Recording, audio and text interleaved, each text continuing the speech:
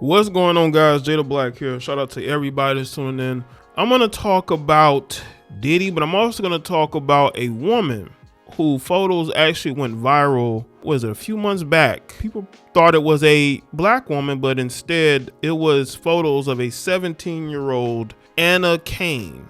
Now, there was some allegations out there about, at the time, this anonymous female who traveled to New York to be around Diddy at his studio, but ended up being assaulted, right? We did not know this person's identity, but apparently we now know who she is, and it's Evander Kane. Now it's starting to make sense as to why Evander Kane may be the way that she is. Now, again, I don't know if the allegations she made about Diddy are true. I don't, but we do have these studio photos, which are very damaging. They're very damaging. Now, when the first photo that I had seen, I think it was another one, you would think that it was a black woman, but obviously, it was 2003. I don't know what kind of camera they were using, a phone they were using, must be using flip phone photograph technology. But there's a second photo that TMZ has, and it shows her in the studio in the booth like she's about to record.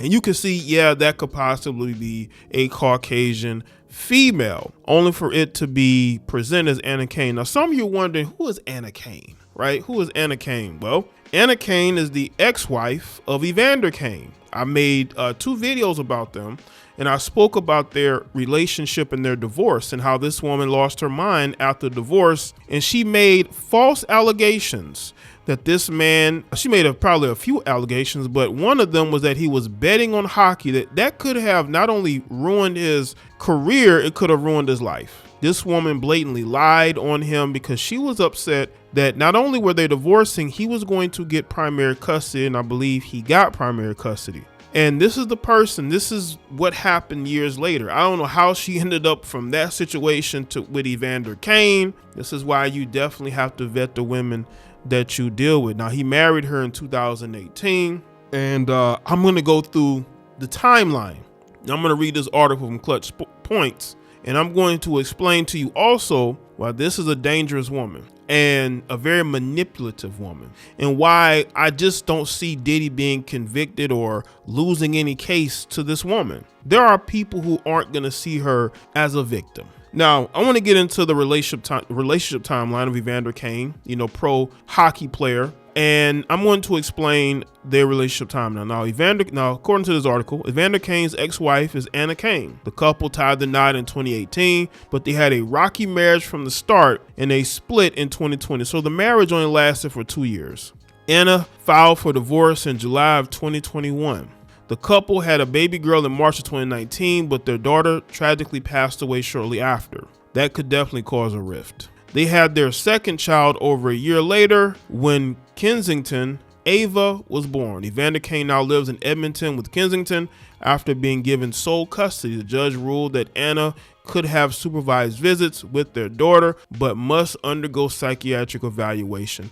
And again, people, this is why it's going to be very difficult for her to win any kind of a suit or anything against Diddy, or if there's any type of criminal charges against it, because people are going to look at her timeline of, since the situation and how she's acted. She has to not only undergo a psychiatric evaluation, she does not have any type of custody of her child, which, this is going on in Canada, by the way. They need to do more of this in America, because there's a lot of unfit mothers who are given custody just because they're women. There isn't much public information about Evander Kane's personal life, but she is a known person in hockey due to some of her allegations against Evander Kane. After the couple split, Anna began posting messages on social media accusing Evander of many transgressions. The most egregious accusation against Kane was that he was a gambling addict. Anna alleged that Kane had a problem gambling on NHL games, and he was throwing games to win money. The allegations seemed damning enough that the NHL had to step in and investigate, which eventually debunked her claim. So again, this is a very manipulative woman.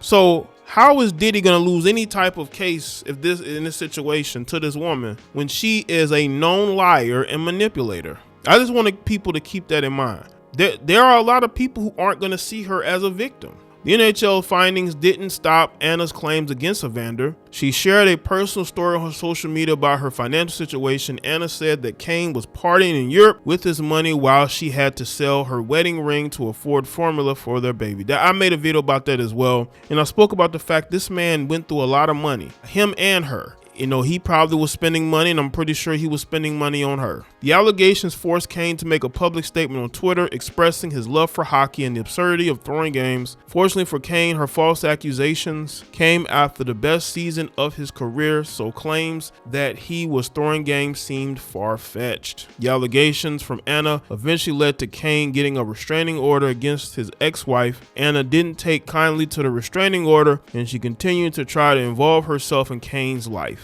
The New York Post report that Anna showed up to an Oilers game in Detroit this season, which led to her getting thrown out of the game. Evander Kane is currently dating model Mara Tigan. The couple share 2 sons, Iverson and Hendrix. So he's pretty much moved on since then. Kane was born in Vancouver, BC on August 2nd of 1991. Kane's father was an amateur boxer and hockey player, which explains Evander's hard-nosed style of play and propensity to fight any challenge that comes in his way. Evander's mother was also a college volleyball player. His uncle, Leonard, is a Canadian Ball Hockey Hall of Fame. Evander's cousin, Dwayne Provo, played in the NFL and CFL, while his other cousin, Kirk, is a former Olympic boxer. That's his background. But yeah, this woman has a history of being a complete and utter liar. And that's why I say it's going to be very difficult for her to try to win any type of case against Diddy. This suit is going to get thrown out. And Diddy's going to use her background to do it. That's why TMZ ran this article and they put this information there. Like this right here. It said, according to legal docs obtained by TMZ, one of Jane Doe's suing Diddy is for assault was ordered to reveal her identity if she wanted to continue her lawsuit. And that's what, by the way, Jay-Z is going to do. And now we've learned the woman suing is Anna Kane, who used to be married to NHL star Evander Kane. FYI, Evander has not been accused of any wrongdoing. Anna amended her lawsuit to include her government name. As we already told you, she claims that she was just 17 and still in high school when Diddy and others assaulted her. Where was the parents? Where were the parents? Knowing Anna, she probably doesn't have a good relationship with her parents. Still an overall bad situation. And I'm not defending Diddy at all, but a 17-year-old in New York around these grown men. In a statement through her attorney, Doug, Anna tells TMZ that I hope to use the pseudonym in pursuing justice for what happened to her as a teenager. Defendants demand that she use her name was an attempt to intimidate her, but she says she is not intimidated. She says she is prepared to proceed and hold accountable those who have harmed her. In her lawsuit, Anna claims she met Bad Boys Entertainment president Harve Pierre way back in 2003 in the Detroit area, where Pierre allegedly called her hot, dropped Diddy's name, and invited her to jump on a private jet to go meet the music mogul. Again, where's the accountability? Where's the parents? Where are the parents? How can this?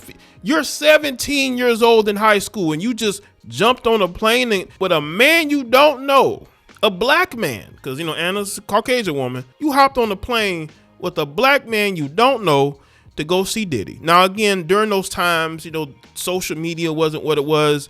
The internet in certain aspects wasn't what you couldn't just Google people on your phones. And I mean, you probably could, depending on what type of device you had, but and look up information. But again, why?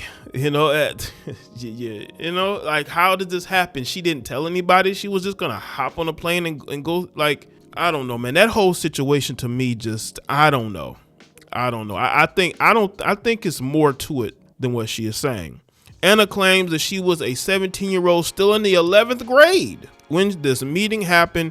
She says she accepted an invitation, ended up in the Big Apple, where she met Diddy in a recording studio. She claims Diddy and others plied her with drugs and alcohol before assaulting her. The lawsuit includes photos of the alleged studio meeting, and she said that she's the girl with the blurred face. Anna claims during the meeting, Diddy took her into the bathroom where he inserted himself in her from behind as she bent over a sink. And she says she didn't consent to the act. For his part, Diddy denied the allegations. Listen, this is her word against his. It really is. A 17-year-old hopping on a plane with a man she doesn't know. Even listen, when I was 17, I had common sense, and other girls did too. I grew up and went to school with girls, especially around that age. They weren't that naive. I think there's more to it. She didn't tell anybody she was going. You didn't bring a family member or your mother or your sister, whoever with you. You just hopped on a plane with a guy you didn't know. Now, again, I'm not absolving Diddy of anything. This is not a defense of Diddy, but this is a defense of common sense and accountability. You know, and again, she's going after Diddy, but she got on that plane and she didn't think for 1 second that this could go bad. That's the part about this, is one of the reasons I think Diddy's lawyers is going to be able to maybe successfully fight this. They could say, well, listen, we didn't force her to get on the plane. She went and got on the plane. Now, whatever else happened, none of that happened. Maybe it went another way. We don't know, but it's still it's a sad situation, because you look at that and then you fast forward to now and where she is now in her life. It seems to me that, you know, I don't think she's dating any other professional athletes, you know, or any type of entertainers. But Diddy, you know, him getting arrested has opened the floodgates. Now everybody's suing him for anything. So it's up to the courts what they decide to do. So let me know what y'all think in the comment section. Let me know your thoughts, like the video, and share. Follow me on Facebook, X, Instagram. Make sure y'all go and check out all my other videos. Subscribe to all my channels. All the relevant links are in the description box. And I'll see y'all next one.